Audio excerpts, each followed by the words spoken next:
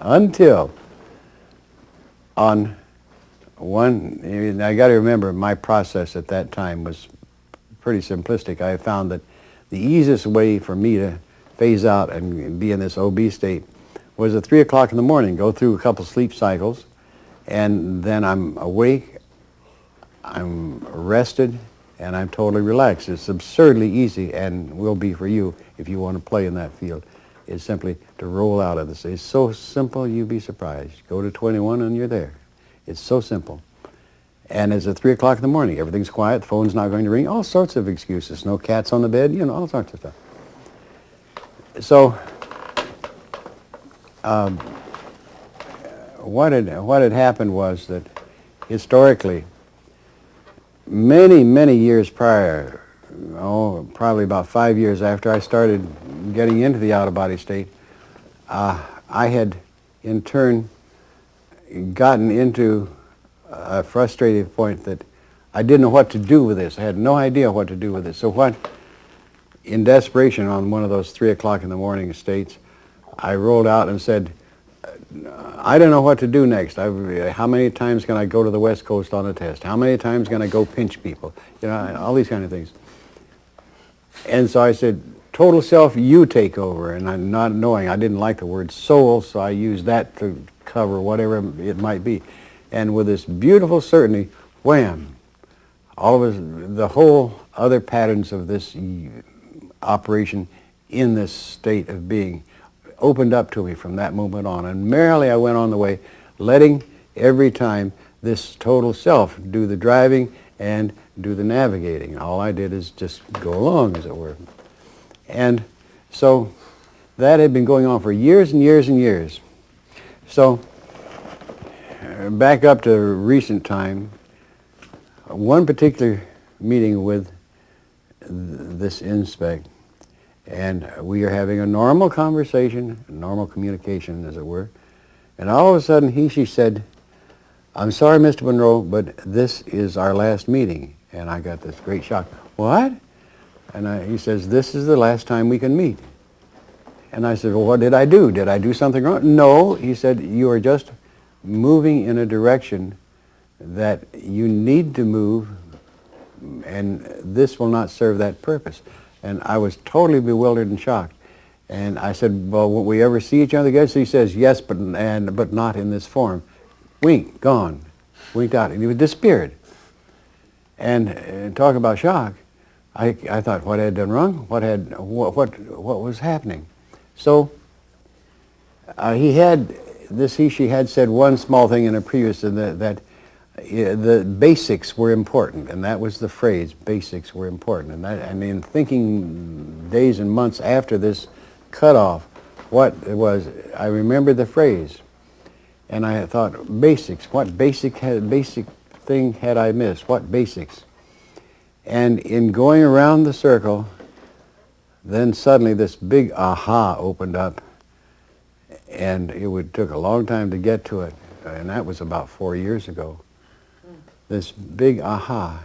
And I said, you know, I have been riding around in this total self vehicle all these years, and I've never looked under the hood. You understand what I mean?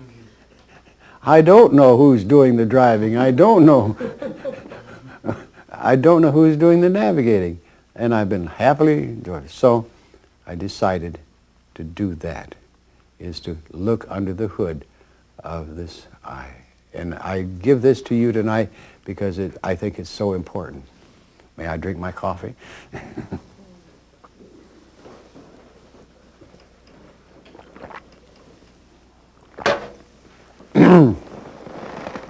Why is this important? Because you're in 21, and this is the opportunity for you to play. We all like the tendency to move outward and perceive externals. One of the key things tonight, that I think you can do is know yourself first.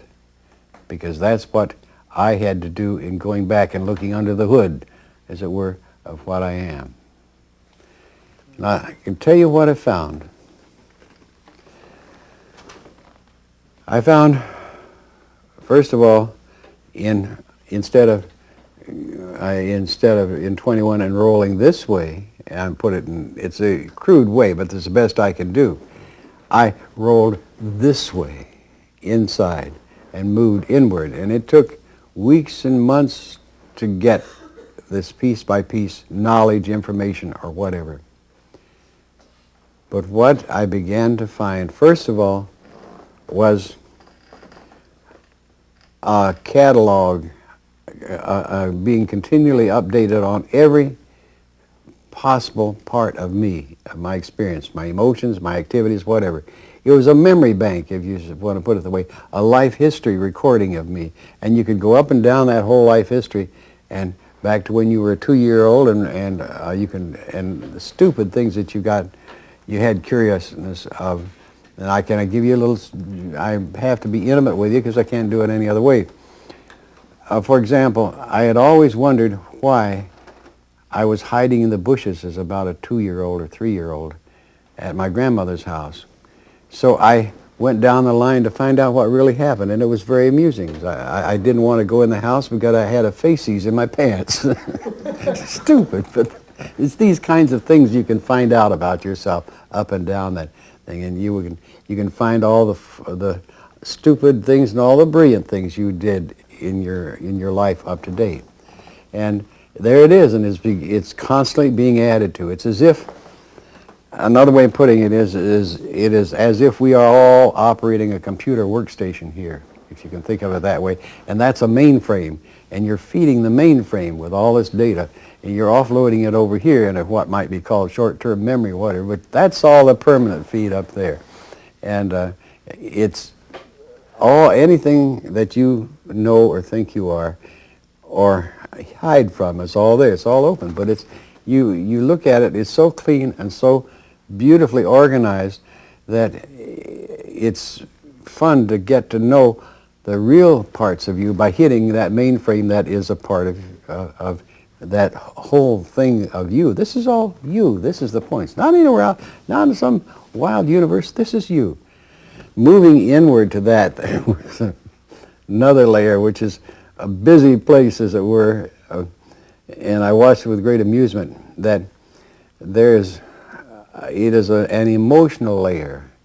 And this is a layer of all the emotions you're constantly accumulating, and there's a mechanism that's shoveling them off somewhere, like this, joink, joink, joink. It's like a conveyor belt that's throwing it out this way while your life is dumping it in here. It's very interesting. And I found out later, of course, that's the way it looks, but it's actually sorting it out and classifying the different types of emotion.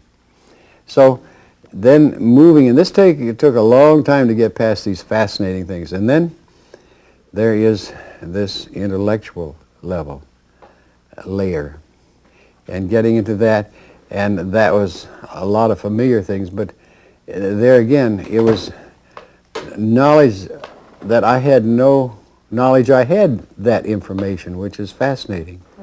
And totally, and I spent weeks and months in there. It's, again, like a system of cataloging.